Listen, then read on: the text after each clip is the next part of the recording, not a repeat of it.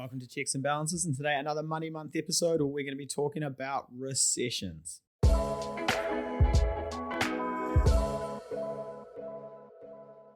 So, we are in a recession apparently, Mike. I feel like we've been in recession for a long time. It's been a cold winter. It's been dark. It's been a cold 18 months. Hasn't it? Your boy looks up every morning. Is that the sun? It's like, no, it's hail again. Yeah. And then he calls Mike. Mike's like, we're at the bottom. Yeah. So we're in a recession at the moment, and seeing the psychology of people around a recession is fascinating, isn't it? Yeah, it is. And I think it's one of those things where in theory, you understand this happens regularly, even every 7 years, every 10 years. But every time it happens, it's different. This one isn't like the last one. Yeah. This isn't like the one in the early 90s or the early 2000s with the dot-com or the Great Recession in 2008. And this one, the COVID-19 recession, there's always something that ticks it off. Yeah. It's just something different. Yeah. And the interesting thing is people are, upset, feel like, it's unfair that the recession has happened. This might sound a little bit cold. The reality is we should be grateful, Michael. We should be grateful. We had from 2008 to 2020 when the party didn't stop. The music kept going. We were having one hell of a time. And then what always happens is what starts a recession is something you can't see coming. Yeah. That's a surprise. And COVID comes along. And it's like, all right, guys, let's turn the lights on. It's 6 a.m. Everybody gets chirping. Everybody gets some Mackie D's, sit on the hill, watch the sunrise, go home. And central governments around the world were like, no. We want to keep this party started. Song. Yeah. One more. Yeah. And the DJ's like, really? Okay, let's wind it back up. Yeah. And we plummeted interest rates, kept the party going, sugar highs, and then old mate inflation rolls into the party, your ex that you didn't want to see, and then you're like, okay, I will get out of here. Yeah, absolutely. And we saw that. And with the thing that kicked off the inflation was actually the supply side shock with COVID. And there is usually a specific catalyst for that sort of thing. And obviously, as you can't export things around the world and ship goods, the price increases. So that kicks off the inflation. But that inflation is a bit more transitory, and we saw that in the inflation numbers, whereas actually the real inflation is coming from the underlying sugar high interest rates that we've been sitting on for the last at that time for the last 3 years. Yeah. So there's only 3 guarantees in life: death, taxes, and recessions. And one more song. And they're going to happen forever and ever. Yeah. So what we're going to talk about today is why recessions will happen forever. And you are an absolute sucker if you are making your decisions based on trying to time the market. Should I buy a property now? Should I invest into funds now? Or should I, because I'm an engineer, which means, of course, I know a lot about how, the economy's moving and what's going to happen over the next 6 months. So I'm going to try and hold back and time the bottom perfectly. Yeah. It just doesn't happen. No, it doesn't. And so when we're looking at business cycles, you get the growth phase, you get the peak of the cycle, and that's that peak of the cycle where everything's running hot. You almost can't not make money, right? Give me 3 more properties, give me some bonds, give me this, give me that. Everyone wants a lot at the top. Then you get that trigger, and that can be, like we sort of talked about, COVID.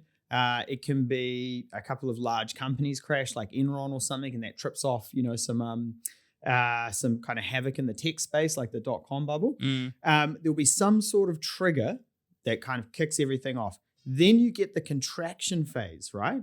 So that contraction phase is where interest rates start to increase, productivity starts to decline. This is the piece where everyone feels like they're in a recession, but sometimes technically you're not in a recession because that you need 2 quarters of continuous data for that to happen. Which is just somebody's just made a decision on how that works, right? Yeah. What the definition of an actual recession is. I feel like we felt it in the last 18, 20 months, right? Oh, and everybody knows when it's coming, right? And I think the other thing is, this time what I found really interesting is they actually just changed the definition of what a recession was to keep themselves out of a recession. Yeah. Which, Did they? Yeah. What was it before? It was like, it used to be 2 periods of continuous economic growth, and someone in the States was trying to change it to like some other metric, which meant that they were like not really in a recession. Right. And it was a soft landing, and like that's that crossover of politics and central banking. Yeah. So you get the top of the cycle, you get the contraction phase,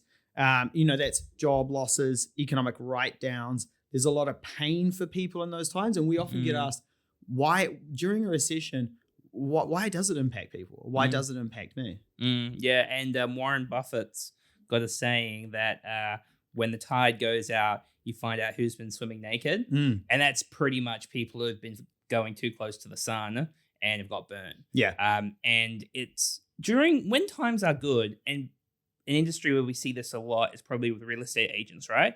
When the market's like at its peak, you're making really good money, you're flying high, you've got the nice car, everything's going really well. Yeah. But you forget that there is going to be a period where, because everything it goes in cycles, where it's going to get tougher. And you've got to be able to plan for, that's why we talk about emergency funds and insurance and, making risk-adjusted decisions, not just go into the wall. Yeah, and we know an Auckland estate agent really well, and her family's been in the game for quite some time. And, she's like, because she has, learned from other people, was just not making that mistake this time around, you know what I mean? And was pretty set up. And, she was like, oh, it's tough out there, but I'll survive. Yeah. And so the really big thing is, which we believe at the moment, is you only know the bottom in hindsight, and you only know the top in hindsight. Well, unless you're me, I did pick the bottom pretty well, actually. Yeah. I'm not gonna lie. But in reality, the bottom, because a recession should happen every 5 to 7 years, and we ran 12, north of 12 years. There was a period where at least 5 years, people going markets are overhyped, markets will drop, and it just kept going and going and going. So the risk you have by thinking, oh, markets are too toppy, I'm just going to sit on the sideline, is it keeps going and you're wrong, and the opportunity cost can be substantial. Yeah, and a lot of people can justify their investments one way or another. I know at the top of the market, there was this thing called new monetary policy, where actually we didn't, recessions weren't necessary anymore, and inflation wasn't linked to how much money was in the economy. And that really interestingly was very similar sentiment back into 2000s, where everyone was like, no, now that we have the internet, economic policy is different now, and inflation and monetary and inflation and the amount of money in the economy aren't linked anymore. Yeah. It's literally the same every single time. Yeah. I did wonder for a period of time before this recession, because it was going for so long, I know, whether the algorithm, like the trading algorithm and index funds, had just, if markets dropped enough, buys would happen and everything would keep running forever, which was an argument. Yeah. But obviously that didn't work because something unexpected happened. And when something, what's going to be the next thing? Nobody knows. No idea. I mean, if you knew, you'd be a very rich person. It's crypto. Yeah. So the biggest piece is the greatest investment opportunities are born in downturns. So there's one hell of an opportunity right now if you're in a position where you can make moves forward. But the reality is, it doesn't matter. It doesn't matter if the market's up, market's down, the market's sideways. As long as you're taking steps forward when you can, and you've got the emergency fund, you're making risk-adjusted decisions and appreciating there's risk doing things, but there's also just as much risk in not doing something. Yeah, and sometimes it's risks that people don't think about. Often people think, oh, I'll wait till the downturn, I'll wait till the bottom of the market. But in their head, they imagine the bottom of the market to be exactly the same as the top of the market, but everything's just a little bit cheaper. No, money is harder to get. You don't have the same equity in your house. There is less confidence out there. You won't be able to get those pay rises. So if you're thinking, no, I'm going to sit on my hands, and we did see some people do this. I'm going to sit on my hands, not do anything, and wait for the bottom of the market. All of a sudden, they don't have the equity in their house to go and get a couple of investment properties.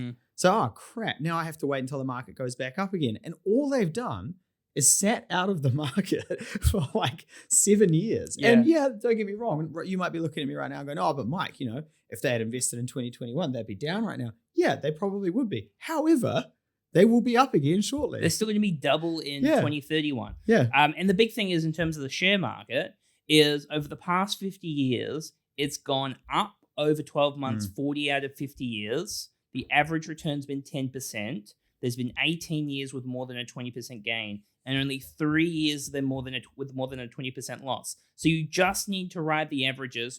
Realize you aren't Warren Buffett. Yeah. You're not some kind of guru, click my course, subscribe, and don't buy into any of the crap. I think we're doing some stuff on scams later. Yeah. Ride the averages, use your plan, and take steps forward when you can. And click on our YouTube link to subscribe for a course. Speaking of which, why don't you give us a sub on YouTube? Give us a review on Spotify. Mike, I think we're up to about 65. We're at a 4.8 rating, but I'd love to get that to a cool 4.9. Give us a like, and we will catch you tomorrow. Now, before we do that, Mike, I was just about to wrap up, but we forgot an action. The action is think about your mindset. Are you trying to time the market? Do not get distracted by people who, Uncle Bob at the barbecue, who's trying to influence your decision making because he doesn't know jack. Make sure that you're just taking what steps can I take forward right now, opposed to thinking about the macro environment. Yep. We'll catch you tomorrow. Cheers.